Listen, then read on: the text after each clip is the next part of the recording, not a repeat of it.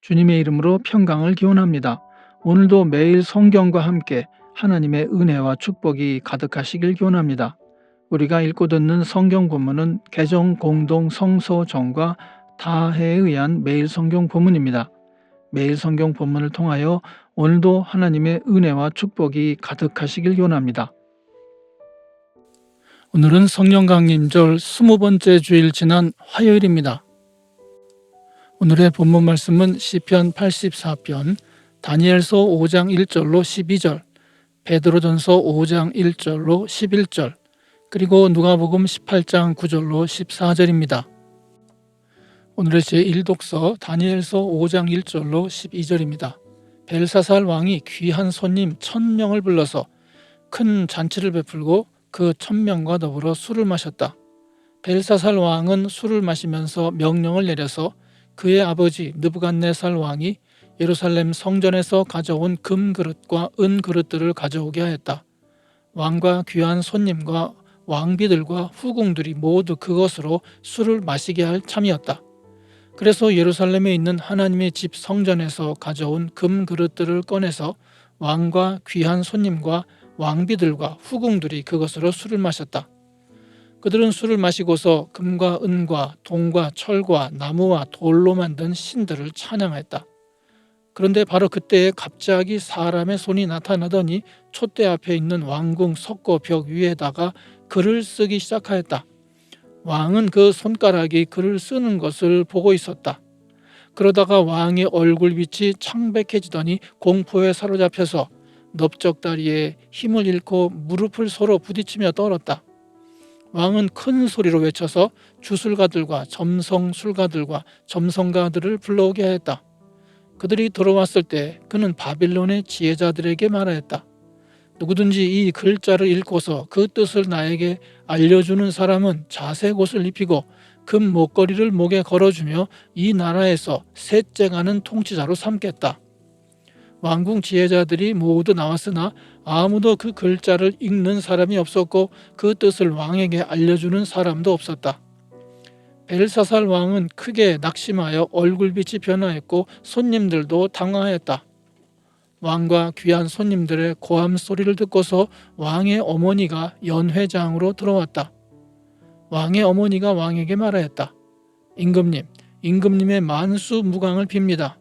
임금님은 너무 번민하지 마시고 얼굴에서 근심을 떨쳐 버리시기 바랍니다. 임금님의 나라에 거룩한 신들의 영을 받은 한 사람이 있습니다.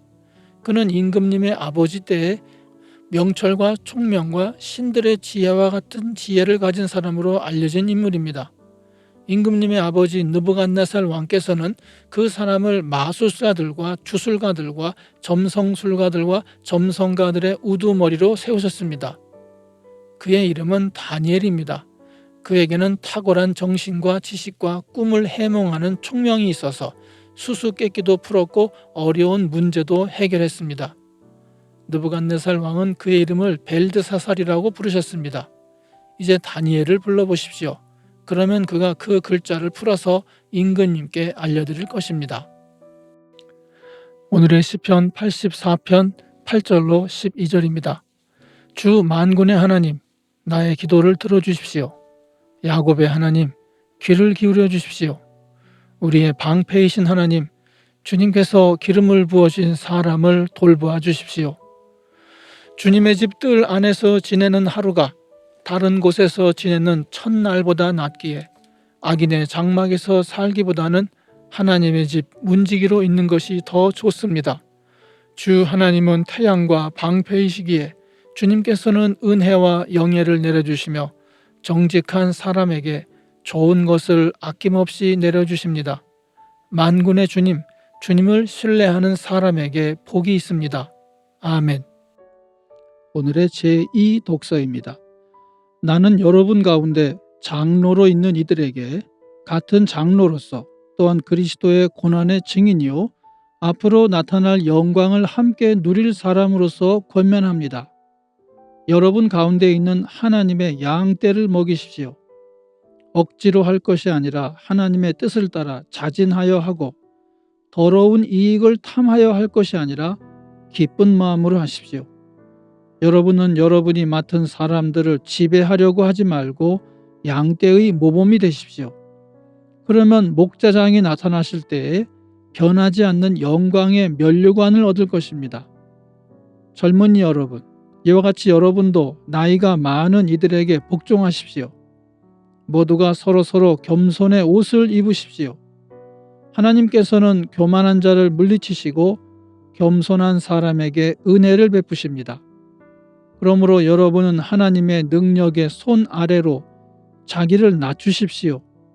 때가 되면 하나님께서 여러분을 높이실 것입니다. 여러분의 걱정을 모두 하나님께 맡기십시오. 하나님께서는 여러분을 돌보고 계십니다. 정신을 차리고 깨어 있으십시오. 여러분의 원수 악마가 우는 사자같이 삼킬 자를 찾아 두루 다닙니다.